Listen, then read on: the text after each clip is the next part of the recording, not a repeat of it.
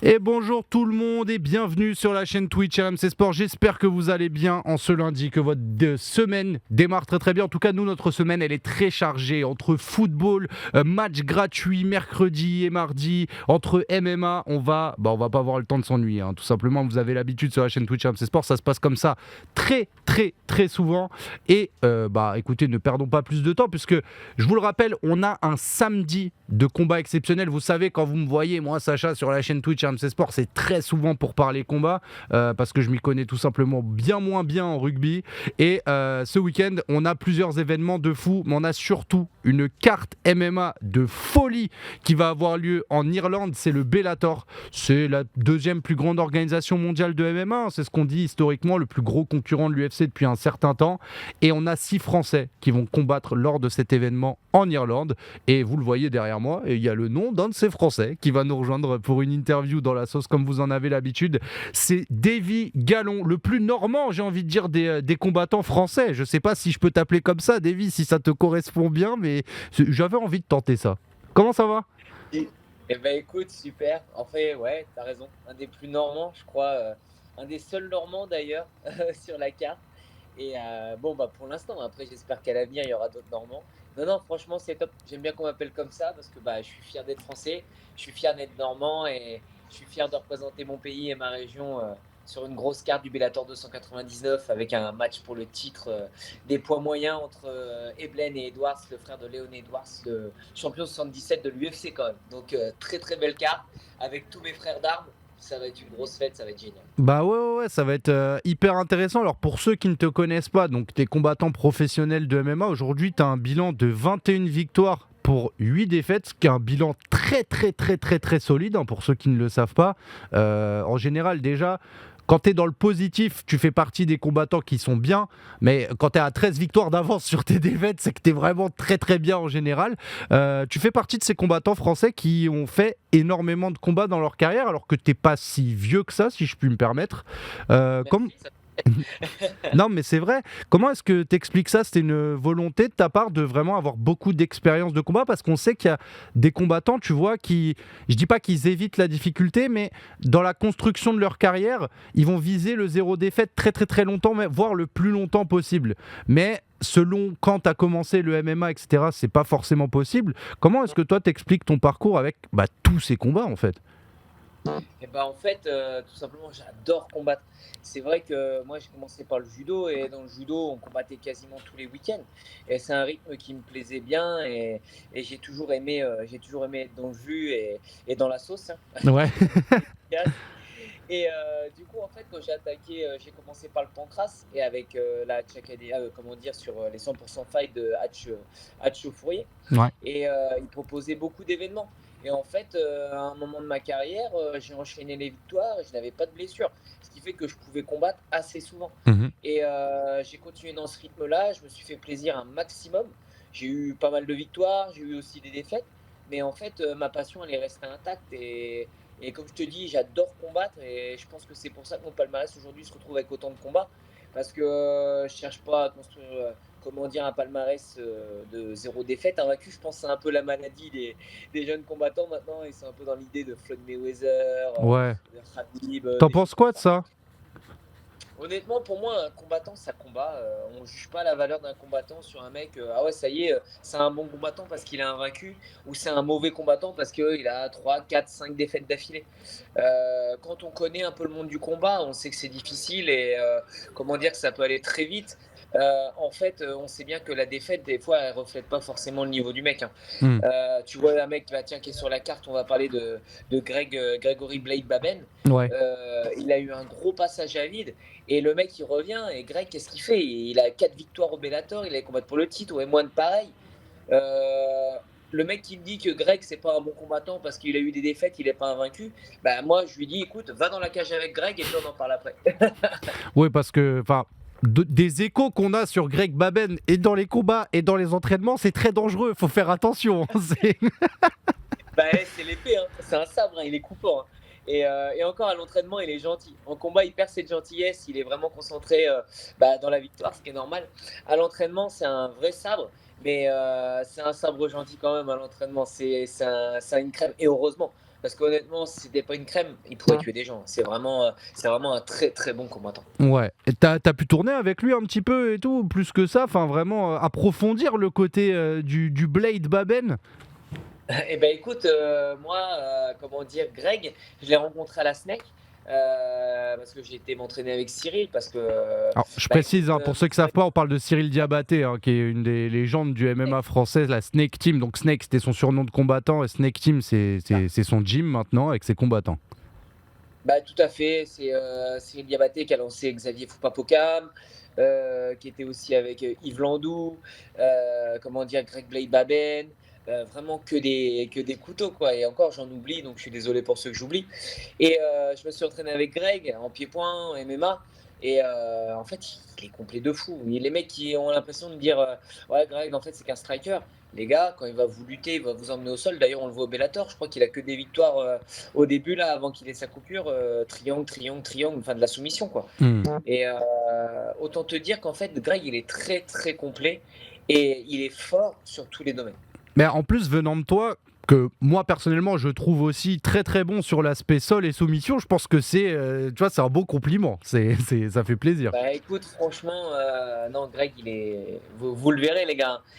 C'est vrai que là, il a mis des beaux KO et assez. T'as l'impression que c'est facile quand tu le regardes, alors que c'est pas du tout simple. Et regardez ses vieux combats. Il s'est bossé au sol, il s'est bossé sur le dos. Et pour un mec à un niveau de pied-point à ce point-là, on a l'impression de se dire il sait faire que ça. Bah, mettez-le sur le dos, mettez-le dessus, et honnêtement, Ouais. vous allez être surpris, hein. Soyez là samedi, j'ai envie de vous dire, hein, sur la chaîne Twitch RMC Sport, vous aurez, vous aurez une démonstration en temps réel. Euh, Exactement. J'avais une question pour toi parce que la dernière fois qu'on avait parlé, c'était à l'occasion du Bellator Paris, donc qui était un super événement, mais qui pour toi avait une saveur bizarre. Mais heureusement, ça s'est bien fini. C'est drôle parce que je t'ai croisé. Peut-être 2 secondes avant que tu rentres dans la cage, donc je t'ai salué. Et après, donc je regarde le combat, je récapitule, hein, pour ceux qui auraient raté ça. En fait, t'as subi, entre guillemets, non, je ne veux pas dire subir, mais il y a eu une erreur d'arbitrage, hein, sur ton combat concrètement. En fait, l'arbitre pensait que tu étais en train de te faire soumettre et il stoppe le combat. Et en fait, pas du tout, tu étais totalement en pleine maîtrise de tes moyens. Donc c'est vrai que sur le coup, on avait eu peur. On s'est dit, ah mince, il va manger une défaite gratuite, etc. Très peu de temps après, le Bellator annonce donc que c'est un no contest, donc ce combat ne comptera pas. Comment t'avais vécu ça et tout? C'est la première fois que ça t'arrive? Parce que c'est vrai que c'est rare en vrai. On en parlait l'autre fois avec les gens de la rédac et des personnes qui ont un passé et qui sont des encyclopédies du MMA. Et c'est des cas ultra rares en fait de la soumission qui est stoppée par l'arbitre alors que tout va bien. Mais c'est déjà arrivé. Bah, c'est déjà arrivé, et honnêtement, moi, bon, c'était la première fois que ça m'arrivait aussi. J'ai déjà eu des matchs nuls, des choses comme ça, mais un no contest, c'est vraiment la première fois, surtout ce genre de situation. Euh, Après, honnêtement, j'en ai parlé avec Saul Rogers, après mon adversaire de la soirée, et il me dit j'allais t'endormir. Je dis écoute, oui, j'étais dans une mauvaise posture, mais honnêtement, t'étais loin de m'endormir, et si tu m'avais endormi, de toute façon, je n'aurais pas tapé, dans tous les cas. Et comment dire, quand l'arbitre est venu, l'arbitre a intervenu, je trouvais justement, j'étais bien. Et Saul Rogers était en train de tétaniser et les bras étaient en train de lâcher. Alors après, est-ce qu'il aurait lâché, ce qui se serait passé, je ne peux pas savoir. Est-ce que j'aurais gagné le combat? Ça, pareil, je ne peux pas dire oui, parce que honnêtement, on ne sait pas ce qui peut se passer dans un combat, c'est comme ça. Mais je n'ai pas tapé. J'étais dans une mauvaise posture, oui, mais je n'ai pas abandonné. Et moi, honnêtement, je pensais que l'arbitre, tu sais, il stoppait, il faisait l'erreur, il allait voir. Et sachant que la posture était bloquée, qu'il n'y avait pas d'évolution, je pensais qu'il allait nous relever, qu'on allait reprendre en pied-point, quoi. Ah ouais, Et là ouais, ouais ça, c'est vrai que quand on voit ta réaction, mais même nous on se dit mais attends qu'est-ce qu'il peut faire dans ce cas-là, tu vois, c'est tellement parce qu'au moment où il vous sépare, tu sais, on te voit hyper conscient, en mode, non mais qu'est-ce que tu fais, arrête, genre c'est pas ça s'il te plaît. C'est ça. Je dis non, et honnêtement, je le regarde, je fais bah, qu'est-ce qu'il y a? Enfin, en anglais, quand je dis what's up, il me fait sorry man. Je dis not sorry, let's fight. Il me fait no, sorry, sorry man. Et en fait, il a capté qu'il a fait une erreur. Après, c'est ce que je lui ai dit backstage. Je lui ai dit honnêtement, je suis très déçu. Je suis pas du tout en colère contre vous. Vous avez voulu, il a fait son taf, il a fait ça pour me protéger et pas pour comment dire, parce qu'il était pour Saul Rogers. Il n'y avait aucune note là-dessus. Donc je lui en veux pas du tout. J'étais juste très déçu. Ce qui est normal parce que j'avais fait une grosse prépa. Bon, cette prépa-là, elle n'est pas perdue. Je vais la réutiliser pour ce combat-là, du coup, en plus du camp d'entraînement. Ça fait 2 camps d'entraînement pour mon adversaire. J'espère qu'il est prêt, du coup. Et, mais, euh, mais comment dire, par contre, je respecte le Bellator aussi parce que, enfin, je respecte, je leur dis merci parce que respecter un combattant de façon à dire, bah attends, on s'est trompé. On revient sur notre Ouais, décision et on annonce nos contests. C'est vachement gentleman de leur part et honnêtement, je leur dis merci pour ça. ouais. Tu penses que d'autres organisations auraient peut-être pas eu cette conscience-là professionnelle? Je pense que tu vois, tu arrives sur à l'UFC. Alors à l'UFC, je sais pas si tu te rappelles, il y avait eu le combat Michael Bisping contre Anderson Silva. Et Anderson Silva met genou à Bisping, Bisping tombe KO. Et il dit non, non, j'étais pas KO. Enfin, où il y a eu une galère, c'était sur la sonnerie. Et l'arbitre refait prendre le combat. Et Bisping gagne la décision. Ouais, ouais. Il y avait, mais là, c'est pour le titre. Là, moi, pour un combat d'exhibition, sans gros enjeux majeurs, je pense qu'ils auraient fait passer à la trappe. Ils m'auraient laissé ma défaite, tu vois. Ouais. Ouais, dans le sens où ce serait, comme c'est pas un événement, comment dire, Principal pour un ouais, titre. dans l'organisation, en mode, bon bah ça c'est les petites affaires quoi, entre guillemets. Je vulgarise beaucoup, Exactement. mais on peut Non, t'as penser raison. que ça peut se T'as passer comme ça. Ah bah c'est sûr, bah c'est sûr. À un moment, Dana White, c'est un businessman, hein. Tu sais, Ouais. il va pas se prendre la tête. Il va pas se prendre la tête pour comment dire un combat entre guillemets sur la carte préliminaire quoi. Et je le comprends totalement. Et c'est là que je vois la différence avec le Bellator, le respect qu'ils ont pour les combattants, parce Hmm. qu'ils respectent la prépa, ils respectent l'ego du combattant, la fierté du combattant, tu vois. Et ça, c'est pas dans toutes les organisations que ça se serait passé. Donc honnêtement, quand je vois ça, je me dis je suis bien au Bellator, je suis bien dans mon orga, je suis nickel. Bah en vrai, on sent. Bah, on le dit souvent quand on est en interview avec toi, Davy, c'est que bon, déjà, tu respires un peu le côté agréable, authentique, lumineux, tu es très souriant. On sent que tu es bien au Bellator aussi, on sent que c'est une organisation qui te correspond bien. J'avais une question. Comment ça se fait qu'ils te rebookent pas justement à Dublin en plus avec un Saul Rogers par exemple, il n'était pas disponible. Comment ça se fait qu'on vous remette pas le même combat finalement qui a pas vraiment eu lieu? Bah écoute, je sais pas du tout. Moi je m'attendais à ça. Je voulais, c'est ce que je dis. Je dis moi je m'en fous, gagner ou perdre, mais je veux vraiment gagner ou vraiment perdre. Et je fais dans ce cas-là, on se refait le combat et on repart. D'ailleurs, je lui avais dit, je lui dis mais quand tu veux, je fais si tu veux, on se refait le combat sur le prochain événement, c'est avec grand plaisir. Et bah après je sais pas, l'organisateur, comment dire, le matchmaker Samuel a dit qu'il avait d'autres projets pour moi.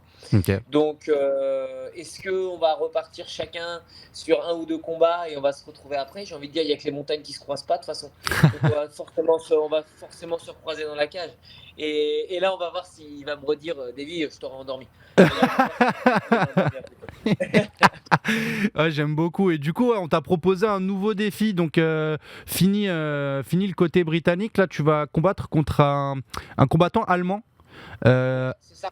Attila Korkmaz, donc il doit être d'origine turque vu le nom de famille. Hein, on va pas. Je Oui, pense c'est que ça. c'est une conclusion hâtive, mais je m'y connais un peu, donc ça va normalement. Non, franchement, ouais, bravo. Et qu'est-ce que tu sais de lui un petit peu? Alors je regarde là sur son tapologie, c'est quelqu'un qui est passé par Ouais, plusieurs organisations au Moyen-Orient. Il alterne un petit peu entre les orgas européennes, orgas Moyen-Orient et le Bellator. ouais, Pour c'est toi, ça. par exemple, par rapport à Saul Rogers, qui était ton dernier adversaire, c'est plus haut, c'est plus bas? Comment est-ce que tu le vois? Honnêtement, comment dire, je vois un peu comme tous mes adversaires. Il a deux bras, deux jambes et un menton. Ouais, Et si je lui pose ma marmite normande sur son menton, il va dormir. Mais par contre, attention, toujours, je le sous-estime bien jamais. sûr. Pour moi, il y a, comment te dire, il n'y a jamais de plus haut, plus bas. C'est-à-dire, je vais respecter chaque mètre autant l'un que l'autre. Il n'y aura jamais de sous-estime. Donc, pour moi, c'est un adversaire et je vais le prendre comme Saul Rogers, comme si c'était un championnat du monde. Ok, donc très très très au sérieux. Est-ce que Ouais. il y a une stratégie particulière? Est-ce que c'est un adversaire qui a un signe distinctif? Je sais pas, est-ce qu'il préfère rester debout? Est-ce que c'est quelqu'un qui adore le sol? Est-ce que toi, justement, tu lui prépares une petite recette maison pour l'emmener là où il aime pas? Et ben écoute, honnêtement, je vois qu'il aime bien rester debout. La plupart de ses combats, il reste debout. Malgré qu'il est quand même, il sache bosser en lutte et au sol. J'ai l'impression quand même qu'il est plus dans le debout. Par contre, il aime pas qu'on lui mette la pression, donc j'ai envie de lui mettre la pression, non seulement en boxe, en lutte, essayer de le faire exploser, que ce soit dans n'importe quel domaine. C'est-à-dire, je lui mets la pression en boxe, je crée l'erreur et je l'envoie dormir. ou je l'envoie au sol, je continue de mettre la pression ground and pound et je trouve la soumission. Sachant qu'en plus, c'est trop bien, il a jamais été mis KO, j'aimerais bien lui mettre son premier, quoi, ce serait cool. J'aime trop comment tu dis ça parce que tu sais, on dirait un peu un- c'est un cadeau d'anniversaire. C'est ouais, j'aimerais bien avoir ça. Bah, c'est un peu ça. Comment dire, tu vois, quand il y a un mec qui a jamais été mis KO, qui a jamais Ouais. pris de T'as soumission, envie bien d'être sûr, le je vais faire premier, le tu combat. vois. Je Ouais, comprends. oh, ouais, t'es là et finir le combat de la plus belle des manières, quoi. C'est vrai que la décision, bon, bah, c'est une victoire, donc je la prends, surtout quand tu fais un gros combat. Hmm. Mais si je peux l'éteindre avant la fin du combat ou le soumettre en lui mettant la pression, franchement, ça me plairait plutôt, quoi. Ça me plairait bien. Hmm. Moi, j'aime bien ton état d'esprit parce qu'il y a en plus quelque chose d'assez particulier, c'est que toi, tu combats chez les moins de 70 kilos. Ouais, C'est la catégorie qui, bah, à peu près toute organisation confondue, hein, on dit que c'est la catégorie des tueurs. Alors, oui, j'explique. c'est vrai. Parce que naturellement, en fait, c'est les catégories qui sont les plus remplies, entre guillemets, parce que c'est là où on trouve, on va dire, l'être humain moyen dans les proportions taille-poids, etc. Exactement. Et donc, il y a une énorme concentration de talent. Alors, si on fait le parallèle avec l'UFC, forcément, vous avez parlé de Charles Oliveira, d'Islam Makhachev, Benoît Saint-Denis, par exemple, qui J'allais le représente dire, ouais, Benoît, les n'oublie moins pas. de 70 à l'UFC. Du côté du Bellator, c'est tout aussi relevé puisqu'il y a Ousmane Nurmagomedov, il y a donc Primus qui a battu Barnaoui, Mansour Barnaoui Ouais, malheureusement à Bercy. Il y a Makki qui est un gros nom qui monte du Bellator aussi. ouais. C'est une catégorie de tarés. Et toi, j'ai l'impression que tu as bien trouvé tes marques là-dessus, tu as ton propre style. Est-ce que tu penses que là, après un beau combat face à Korkmaz, tu peux commencer au sein du Bellator à te faire connaître parmi ces gros noms des poids légers, des moins de 70 kilos? Eh ben, écoute, moi, c'est le but, hein, vraiment. Je prends un combat après l'autre et chaque combat, j'ai envie de le gagner pour monter dans le classement. Et quand je suis arrivé dans cette organisation, j'ai vu qu'il y avait des grosses têtes, il y avait encore Benson Anderson et tout et tout. Ouais. Des mecs qui combattent depuis des années, qui ont un sacré palmarès et qui sont vraiment très bons. Et moi, dès que j'ai vu ça, je me suis dit, ouais, bah, j'ai envie d'affronter les meilleurs du monde, quoi. Et c'est pour ça que je suis vraiment content d'être dans cette organisation, parce qu'il y a les meilleurs mondiaux, comme à l'UFC. Donc du coup, mon but, bah, c'est de gagner mes combats les uns après les autres et affronter les meilleurs du monde. Et si le titre arrive, super, c'est vraiment très très bien. Mais avant tout, je veux affronter des adversaires de qualité et des adversaires, comment dire, entre guillemets, imbattables Hmm. et créer la surprise et faire des super combats. Ouais, bah c'est vrai qu'en général, quand on te voit combattre, il se passe toujours quelque chose. Ça, c'est aussi c'est quelque chose qu'on aime bien chez toi en tant que combattant, c'est que t'as as ce côté où la technique fait le spectacle aussi. Quand tu fais des choses, j'ai le souvenir, je crois que sur le Bellator Bercy où j'étais venu, le premier, donc où il y avait Czech Congo en main event, Ouais, t'es sur j'adore. un crucifix ou quelque chose comme ça. Enfin, c'est des postures très C'est ça. dominantes. Enfin, tu vois, il se passe un truc quand tu combats, quoi. Bah écoute, c'est pour ça que je bosse. C'est vrai qu'il y a le combat, il y a le fait qu'il faut être concentré, il faut faire attention bien sûr, mais il y a aussi le fait qu'il y a le public, il a payé une place, tu vois? Et moi je suis fan de catch à la base et au catch, faut qu'il y ait un show, faut qu'il y ait un spectacle, faut que les gens ils fassent waouh et à chaque fois dans chacun de mes combats, je préfère, perdre en faisant le show et comment dire? En tentant des choses plutôt que de gagner, en collant le mec contre la cage et en faisant rien sur 15 minutes, quoi. Ouais. Alors T'es en certes, train de parler de certes, Ryan c'est Bader, là, c'est pas bien, hein. ouais, tu vois? Tu vois? En plus, on parlait juste avant, mais c'est ce qu'il a fait. Mais après, bon, il y a le titre, il y a des gros enjeux, je suis d'accord. Mais honnêtement, je combats parce que moi, ça me fait vraiment plaisir de combattre. Hmm. Et si je m'enlève ce plaisir de combattre juste pour pas perdre, je préfère combattre pour gagner que combattre pour pas perdre. Et il vient d'où Et ce plaisir voilà. de combattre, Davy? Parce que on rappelle dans ton parcours, tu viens plus du judo, de ce que j'ai compris. Oui, Et c'est souvent, quand on interviewe des combattants qui viennent du judo, il y a un argument qui revient. Je voulais savoir si c'était le cas pour toi. Ils ont une frustration parfois dans les combats de judo, de se sentir limité par les règles, par les choses, des trucs comme ça. Est-ce que toi, c'est un des facteurs qui a fait que tu as voulu faire du combat ou c'est totalement autre chose? Et ben écoute, ouais, c'est vrai que là, en ce moment, après moi, à mon époque, le judo, ça y est, je vais parler comme un ancien. Tu peux, tu peux.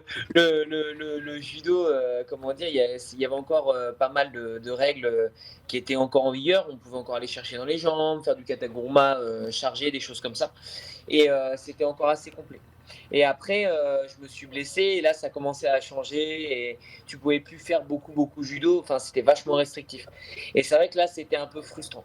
Mais après, moi, le MMA, honnêtement, j'ai commencé à m'y intéresser en même temps que le judo. Ah Je ouais? lisais Combat Sport, ouais, je lisais, j'allais chercher le magazine, je me rappelle, avec ma mère, dans le centre-ville, parce qu'il y avait que ce magasin-là qui faisait combat. C'était le magazine combat avec un K ou un truc comme ça. Ouais. Et après, il y a eu Fight Sport et tout.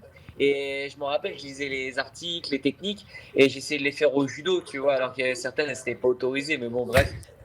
Et, du coup, naturellement, quand je me suis blessé pour le judo, j'ai attaqué le pied-point avec mon coach actuel. Et lui était fan de MMA aussi, et c'est comme ça que ça y a été, quoi. Ah OK. Donc c'est pareil, j'ai quitté le judo parce que j'étais frustré. J'ai quitté le judo parce que j'ai eu une blessure. Et en fait, naturellement, je suis arrivé sur le MMA, quoi. OK et l'amour du combat, ça vient Mm. d'où chez toi? C'est je sais pas parce que, non, mais tu le sais, on en parle Eh oui, je souvent, tu comprends. as cette personnalité qui, fait si, tu sais, ouverte, engageante envers les gens, souriante et tout, que on se dit c'est pas forcément le profil type du combattant, donc on se dit: Ouais, attends, «Où ouais. est-ce que tu es allé puiser cet amour du combat? D'où il vient?» tu vois?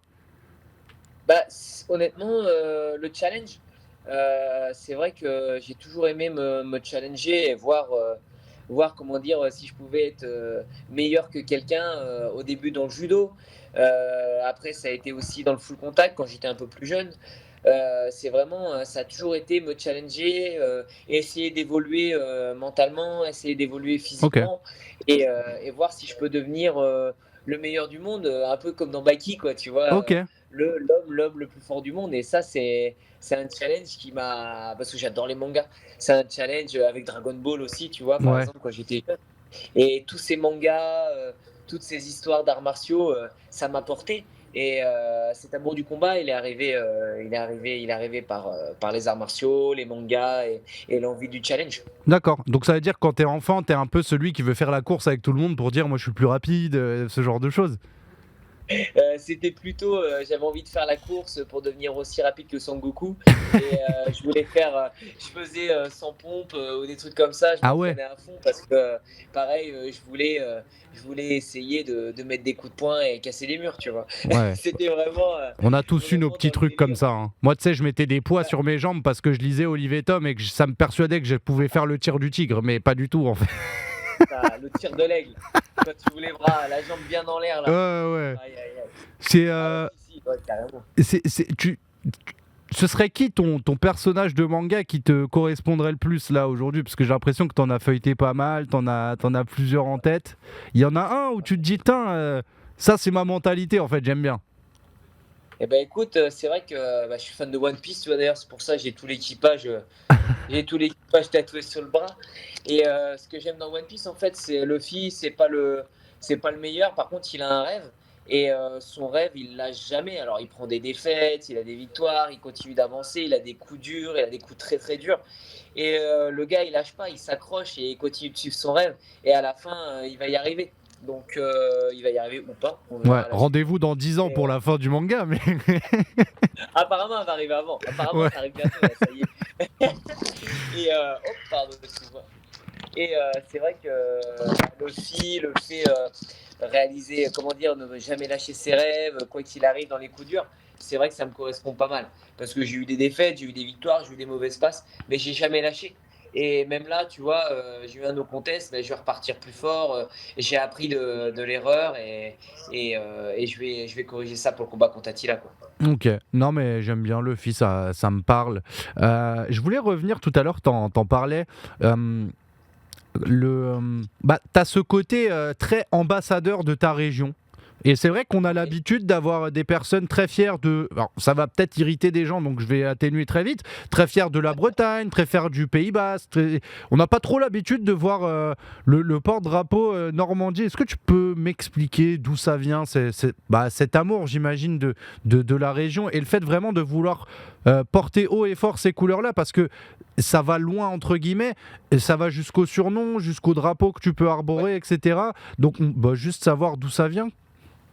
Eh ben écoute, c'est quelque chose, c'est un état d'esprit, la Normandie. Comme tu l'as dit, toujours grand sourire, accueillant. Mais par contre, quand on part en conquête et on y va à fond. On y va, on fait les choses à 100%. On y va en mode conquérant. Et peu importe que ce soit dur ou comment dire que la personne en face, l'obstacle, il paraisse insurmontable, on lâche jamais rien. Et c'est vraiment cette chose-là du guerrier normand, solide, fier, qui lâche jamais rien, qui me suit tout au long de ma carrière et qui me suivra aussi tout au long de ma vie. Donc non seulement dans le combat, dans la cage, mais aussi dans mon attitude. Un peu le chevalier normand qui respecte les gens, Mm. qui attend. C'est hyper important vraiment d'avoir un code d'honneur et de rester honorable dans la vie de tous les jours, aussi dans la cage, et affronter n'importe qui, n'importe quel guerrier qui se présente à moi, et quand l'affrontement est terminé, le respecter. Ouais. Oui, c'est toujours ça. Et puis, encore une fois, je le redis, mais pour ceux qui te connaissent pas ou qui t'ont pas vu combattre et tout, vous le verrez. Enfin, c'est David, il y a l'avant, l'après-combat où on sent qu'il y a énormément de respect. Ou après, il y a le combat où c'est très violent, mais l'avant et Oui, l'après, on sent qu'il y a cette notion de respect et de tout, en fait, du combattant adverse, du staff, du public, de tout. On te sent très reconnaissant. J'ai l'impression que tu apprécies tous les jours. Je dis pas que comme si tu le réalisais un petit peu chaque jour que ça arrive vraiment, mais il y a. T'as cette continuité en toi, on dirait que ça te quittera jamais et c'est rare, je trouve, de voir des combattants comme ça où ça se ressent vraiment et si ça se voit que c'est naturel de ouf. T'as Charles Oliveira qui a un peu ce côté comme toi, je trouve. oui. Bah, comme tu l'as dit, en fait, c'est pas un côté que j'essaie de cultiver, c'est un côté qui est en moi. C'est comme ça que je vois la vie, et le combat, c'est ma vie. Donc du coup, moi, je m'emporte juste moi-même et ma personnalité dans tout ce que je fais. Pour moi, c'est important quand j'arrive sur une date du Bellator de respecter les gens qui me permettent d'être au mieux, comment dire, à l'hôtel, dans la cage, en dehors de la cage. C'est vrai que c'est important de les respecter. Le public qui est venu m'encourager ou même juste me huer, mais ça reste de l'énergie, tu vois, ça fait partie du jeu. Donc c'est important de respecter ce jeu parce que grâce à eux, il ne se passerait pas des gros événements comme il y a maintenant. Donc c'est important. Respecter mon adversaire parce que grâce à lui, je vais faire un beau combat. Il s'est préparé comme il faut et il se dresse en face de moi, malgré qu'il ait peur, malgré qu'il soit stressé. Il est quand même dressé contre moi et ça, c'est beau, donc c'est important à respecter. Hmm. Et à la fin du combat, quoi qu'il se passe, s'il m'a battu, c'est que ce soir, ça a été le meilleur. Peut-être le prochain combat, ce sera moi le meilleur. Et si je gagne, bah, c'est la même chose, mais à l'inverse. Donc, du coup, c'est important de garder ce respect, de garder ce sens de l'honneur. Parce que quand le combat est terminé, la compétition, c'est bien, hein, mais sur 100%, c'est 10% de ta vie, la compétition. Ouais. Donc, si tu es juste honorable 10% de ta vie, le reste du temps, tu as un gros con. Honnêtement, ça vaut pas la peine, ça vaut pas la peine d'être un combattant et de faire semblant. Hmm. Moi, c'est important, c'est mes valeurs et je les emmènerai jusque dans la tombe. Ok, au moins c'est très très clair. Mais de toute façon, tu respires un petit peu ça concrètement. Il y a beaucoup beaucoup de Français sur cette carte, mais on vous a tous mis en carte préliminaire. Est-ce que en vrai c'est relou un peu ou non, pas tant que ça parce que c'est une Bon, très grosse carte et que ça reste quand même un événement où vous savez qu'il y aura une grosse ambiance, etc. bah, franchement, ouais, c'est juste le fait de faire partie de la fête, qu'on soit en carte prélim ou en main card, moi, ça me dérange pas. Ouais, Moi, à partir du moment où je combats, que j'ai un mec en face, que je peux faire la fête, franchement, je suis content, hein. ouais. Je suis trop content. Donc, non, non, non, je suis content que le Bellator me fasse combattre. Que ce soit en bas ou en haut, il me fait combattre, il me respecte et il me permet de m'exprimer, de me faire plaisir. Donc, je vais faire un show autant que si j'étais en main event. Ok. Et je voulais savoir justement, parce que, comme tu le disais, tu représentes la Normandie, etc. Est-ce que ça a aussi éveillé un petit peu des aspirations? Est-ce que voilà, tu as vu de nouvelles personnes venir à des entraînements? Est-ce qu'il y a des gens qui se disent ah ouais, en Normandie, on peut pratiquer le MMA, il y a Davy Gallon, il est quand même au Bellator, c'est solide. Est-ce qu'il y a peut-être un futur Davy Gallon qui est déjà en préparation là en Normandie quelque part? Est-ce que ça a créé, j'allais dire, une dynamique? Le fait que tu sois très très haut niveau mondial aujourd'hui, Ouais, dans une région qui n'est pas encore très identifiée pour le MMA, qui est très concentrée dans les grandes villes, etc. pour l'instant. c'est vrai. Est-ce que... C'est vrai que là, comment dire, le MMA, on en parle beaucoup à Paris avec les grosses structures parisiennes ou même les structures du Sud. Et là, en Normandie, ça commence à se construire. Avec mon coach Robin Neider, on a créé l'Adrenaline Fight Team au début, parce que je suis prof de judo et mon autre passion, c'est la pédagogie et la transmission des arts martiaux. Et du coup, là, ça y est, on a un gym qui est ouvert sur Caen, à Bretteville-sur-Odon. J'en profite, je fais un peu de pub, hein. Vas-y, Et fais-toi. Alors là, tu sais que ici, t'as ouais. free sponsor, tu peux dire tout ce que tu veux, les sites, les codes promo, je m'en fous, tu peux tout envoyer, vas-y, hein. Ok, voilà, juste l'Adrenaline Fight Team à Bretteville-sur-Odon. Et honnêtement, je le vois, la salle, elle est blindée. C'est-à-dire, on fait des cours, il va falloir qu'on pousse les murs parce qu'il y a vraiment un engouement pour ce sport. Et on a beaucoup de jeunes. Là, par exemple, j'ai Ali Khan, un petit Tchétchène qui est arrivé avec Anzor aussi, qui a combattu sur Ibra TV. Beaucoup de jeunes petites pépites. Attends, Qui ont pareil, Anzor, excuse-moi, je te ouais, coupe, pardon. Euh, t'inquiète. Anzor, c'est celui qui fait du pied-point chez Ibra TV, qui a combattu contre Paul Denat. C'est ça, exactement. Avec Ali et Ali Khan aussi, il a combattu contre Paul, je Ouais. crois. Il a Ah perdu non, contre Paul. Anzor, c'est celui qui le défie à la fin, je crois, celui qui est très très C'est bon ça, là. Anzor, c'est celui qui a défié. Ouais. C'est ça. Et donc lui, il s'entraîne avec dans ta salle. Ouais, c'est ça. Ils sont arrivés à la salle, les gars. Et du coup, bah, tu vois, là, par exemple, pour la préparation contre Attila, ils ont fait partie de la prépa. Et c'est des gars qui sont arrivés en Normandie, ils sont arrivés à la salle. En plus de tous les autres jeunes guerriers de la salle. Et du coup, il y a vraiment un engouement pour ce sport. Trop bien. Et la salle, ouais, la salle est blindée et ça fait vraiment plaisir de voir ça. Donc ouais, il y a plusieurs entre guillemets petits Normands qui sont comment dire, qui sont dans la salle et qui sont prêts à prendre ma relève. Et j'en suis content. Et comme ça, je pourrais leur transmettre. Moi, je pourrais prendre un bon petit repas, une bonne petite entrecôte avec des haricots verts pendant qu'eux ils sont en train de faire le cutting, tu vois. Ouais. Si jamais t'arrêtes de combattre, j'imagine qu'un jour ça va être le cas. Enfin, ou sauf si tu veux combattre jusqu'à 60 ans, hein, c'est libre à toi. Je respecterai aussi, il n'y a pas de problème. Euh, Tu parles de la transmission, etc. Tu te vois être genre, tu sais, vraiment coach en chef d'un combattant, être celui qui prépare des game plans, celui qui est dans le coin, celui qui peut justement être un peu, je vais faire un parallèle avec un coach parisien, le Johnny Frachet des talents du MMA normand, par exemple. Eh ben écoute, ce serait avec plaisir, tu vois, moi c'est quelque chose qui m'éclaterait, hein.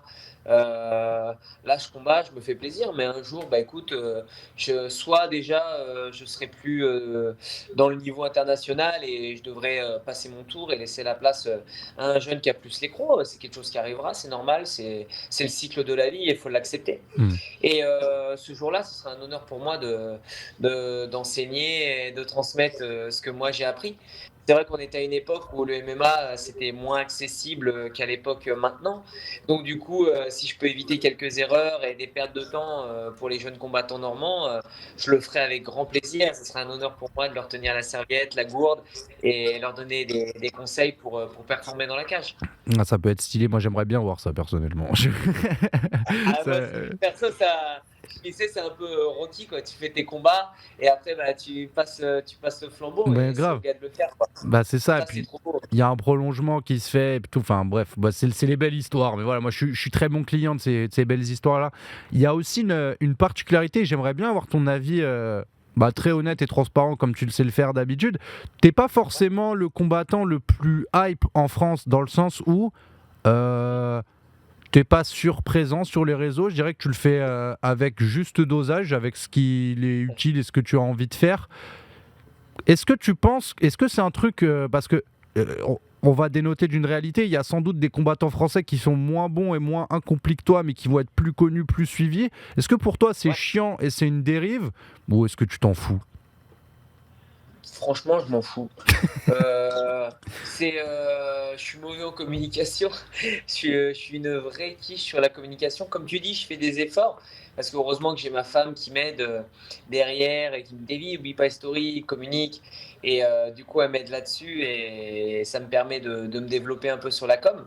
Et puis, bah, les combattants qui ont plus de hype parce qu'ils ont une bonne communication et tout, bah, c'est top parce que c'est générationnel et comment dire, c'est quelque chose, c'est l'avenir du business, c'est l'avenir du combat. Ça en fait partie, donc il faut l'accepter. Moi, je suis nul là-dessus. Par contre, dans la cage, bah, je suis bon. Donc du coup, bah, je me concentre sur ce que je suis bon. J'essaie d'améliorer un petit peu ma communication pour m'aider avec les sponsors et pour avoir une carrière, comment dire, plus agréable. Hmm. Et même si les mecs sont moins accomplis, mais qui ont une sacrée communication et qu'ils y arrivent, je suis trop content pour eux parce que mine de, bah, ça reste le MMA français. Et à partir du moment où on peut porter haut et fort le MMA français, moi je suis chaud quoi. Ouais. Et là, comment tu trouves le MMA français en ce moment? Enfin, j'ai l'impression on commence à avoir une cote mondiale qui est de plus en plus reconnue et pour notre public et pour nos combattants. Ça y est, là, la machine elle est lancée. Tu penses que bah là, on a tout pour aller vers le sommet, le MMA français?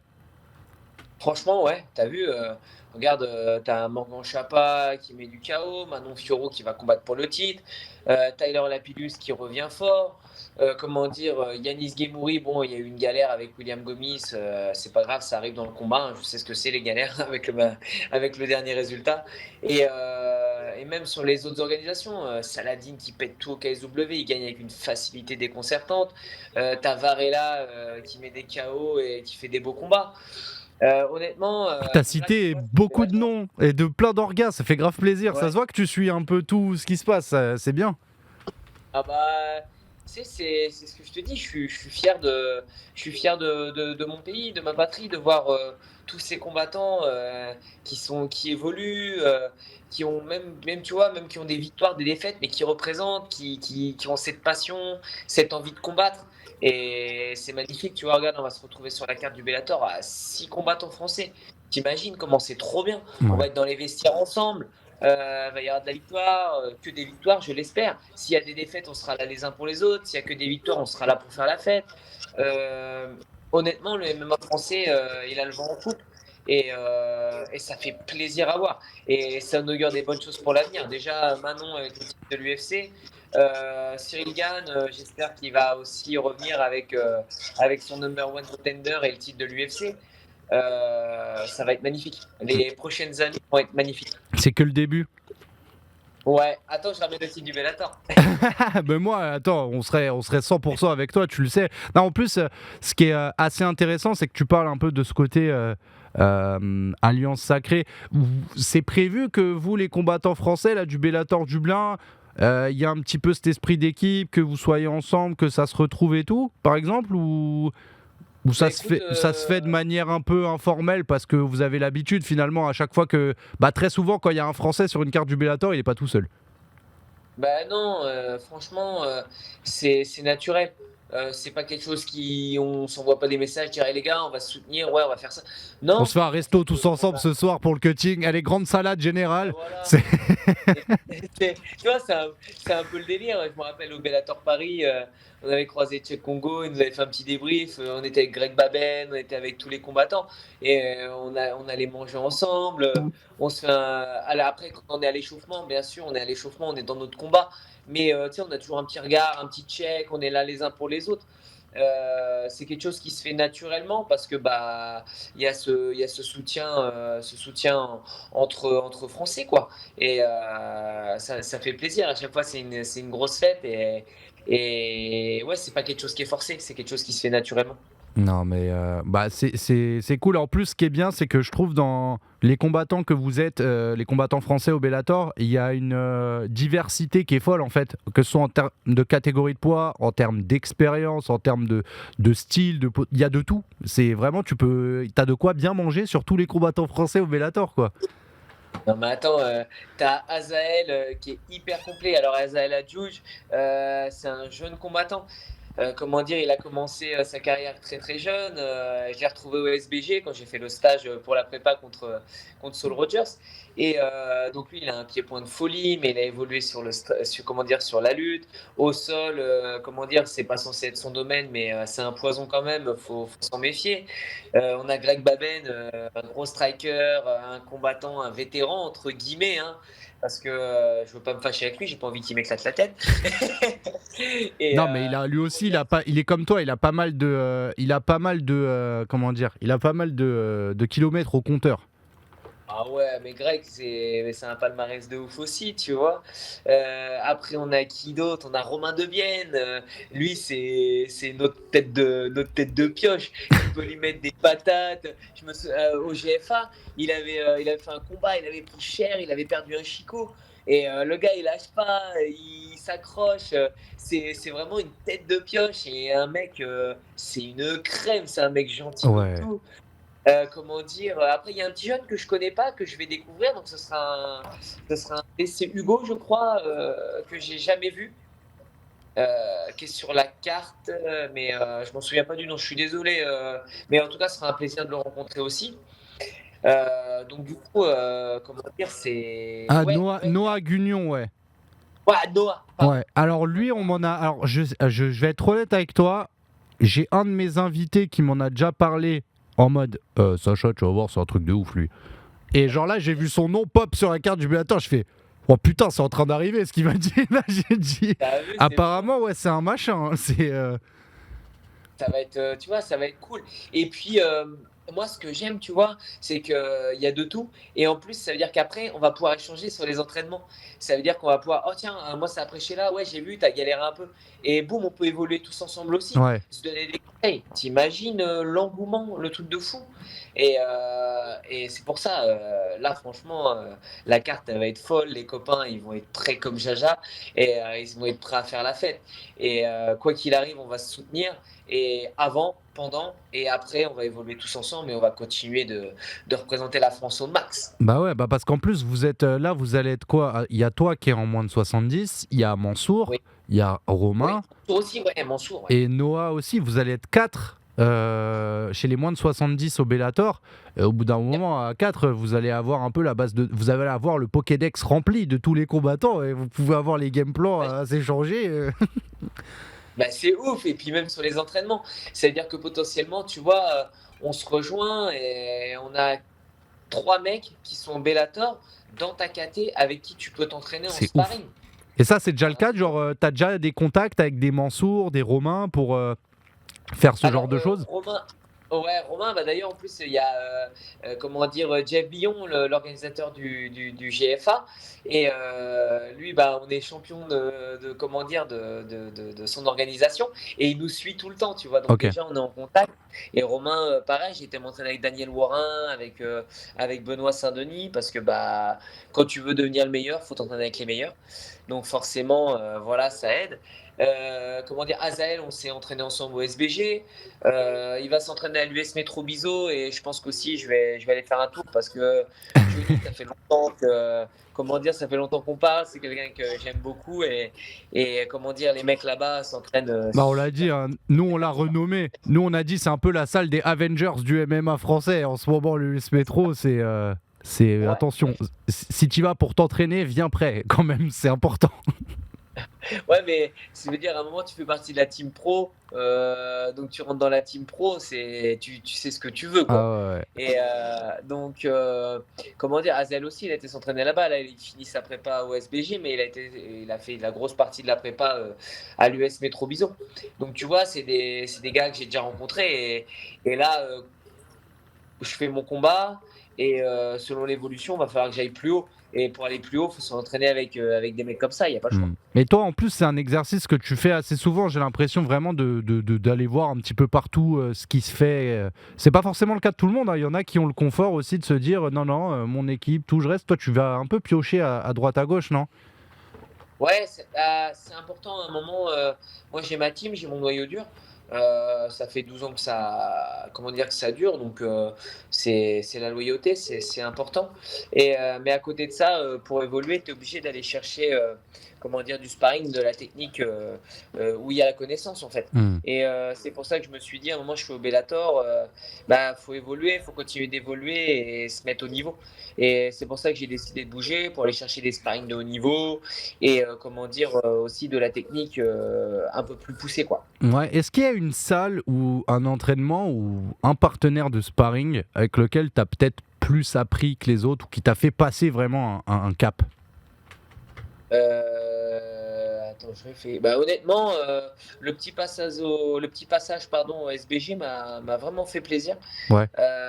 Déjà parce que bah, c'était un de mes premiers camps d'entraînement à l'étranger, vraiment loin de ma famille et comment dire de la France, même si c'est pas si éloigné que ça. C'est une grosse Et salle, SBJ, hein. Ceux qui savent pas dans le chat, c'est la salle de Conor McGregor, par exemple. c'est ça, bah, c'est où il y a John Kavanagh, le coach légendaire qui a lancé Conor McGregor, qui entraîne Gunnar Nelson, un de mes combattants préférés.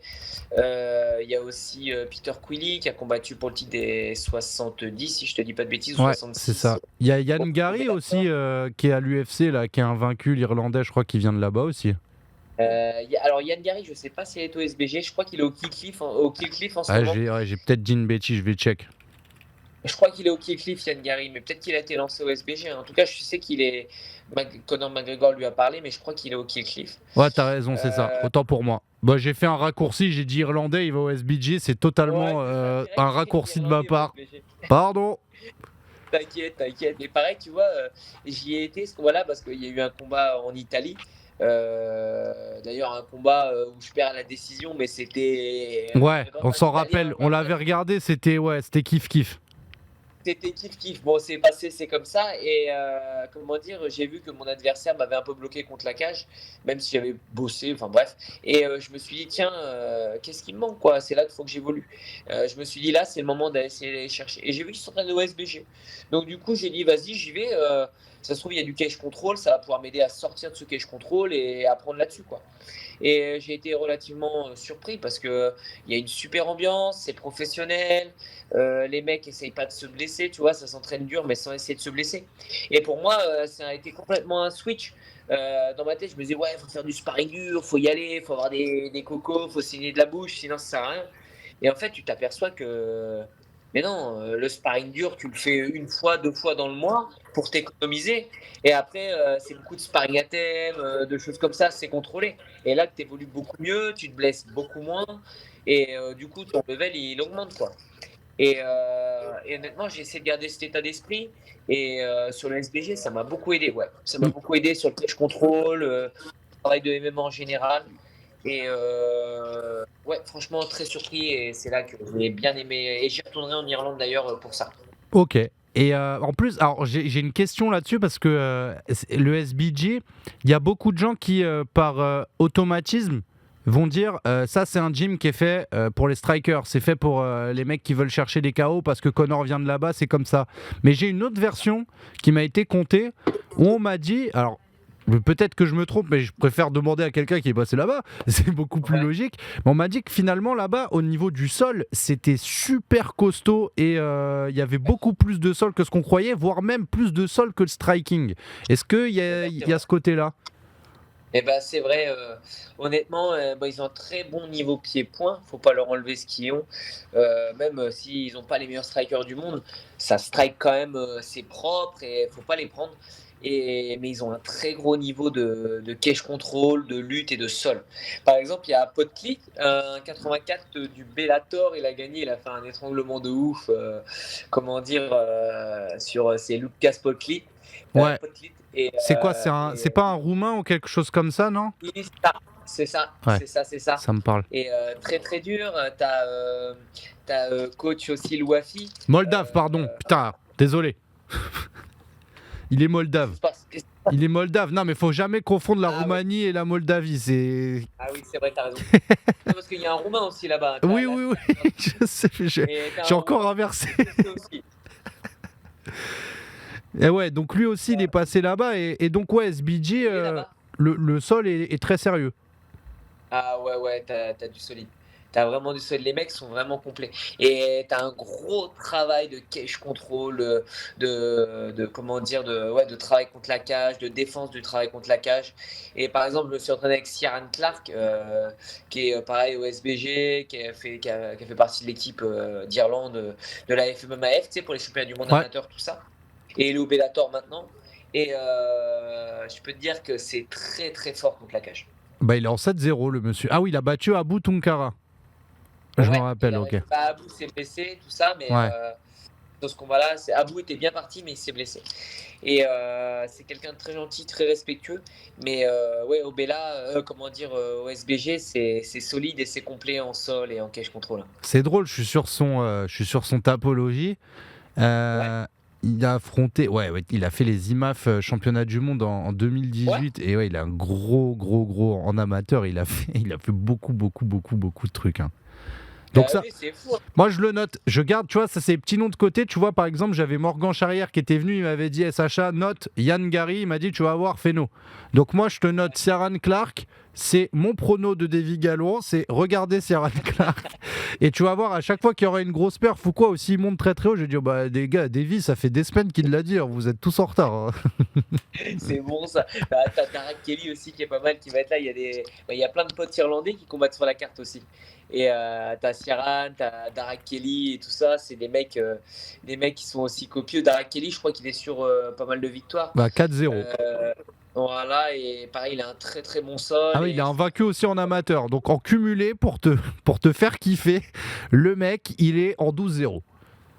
Tu vois, c'est solide. Hein. C'est très très solide.